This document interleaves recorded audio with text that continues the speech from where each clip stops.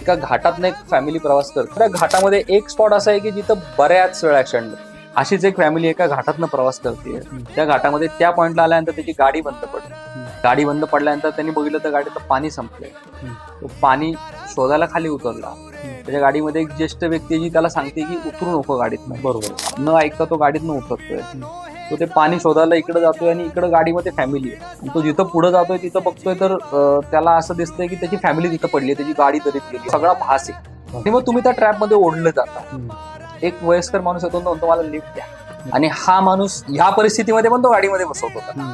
कारण जो मागं म्हातारा माणूस बसलाय तो त्याला सांगतोय की ह्याला घे गाडीमध्ये. गाडीत बसतो आणि तो सांगतो की आता बिंदास चल, मी तुझ्या सोबत. बरं गाडी बंद पडलेली असते ती गाडी पण चालू होते. कशी चालू होते काय चालू होते काही माहित नाही. हा माणूस गाडीमध्ये बसल्यानंतर गाडी चालू होते. तो प्रवास जो घाटातला आहे तो घाटातला प्रवास चालू राहतो.